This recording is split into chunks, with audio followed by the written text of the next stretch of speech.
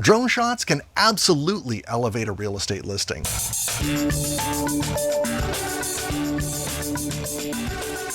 Hi, my name is Gord. I'm a professional drone pilot based right here in Ontario, Canada. Today we're going to take a look at the fascinating world of real estate media production. This condo sits right beside Billy Bishop Airport in downtown Toronto. So this is the kind of place where you don't just launch a drone and fly it. Every location has to be approached carefully. Downtown Toronto aerial work takes planning, coordination, and authorization. This is my portable setup. Here I've got my iPad in here, my controller. It's just a sunshade that I use. It's attached to that port-a-place bag. In a city like Toronto, you're not just selling the inside of a condo, you're selling proximity. The energy outside the windows. So the job becomes a combination of exterior aerials, interior photography, walk-through video, and understanding how all those pieces work together to sell the story of the property. Next stop, King Street West.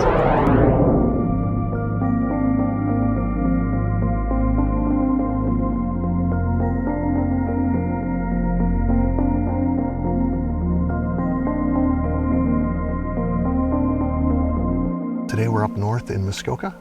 It's early season, which is real estate season. Of course, people want to start moving stuff in the spring. Lots of high-end housing and cottages always being turned over. Yeah, so let's go fly and see what this part of Ontario looks like.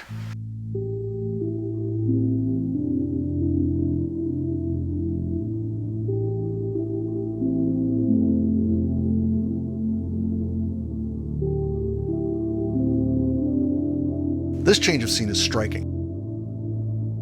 Being up north changes the entire visual language of the work.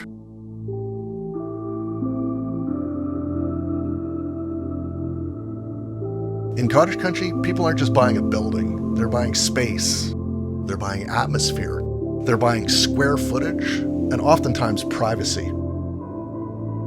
And that's where aerial photography becomes incredibly powerful.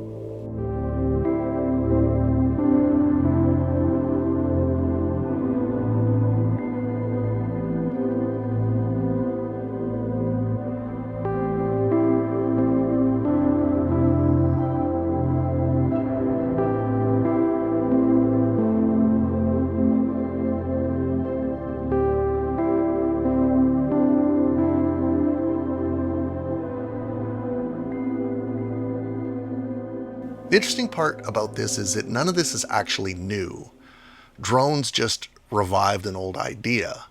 Long before drones existed, people knew the emotional power of seeing a property from above.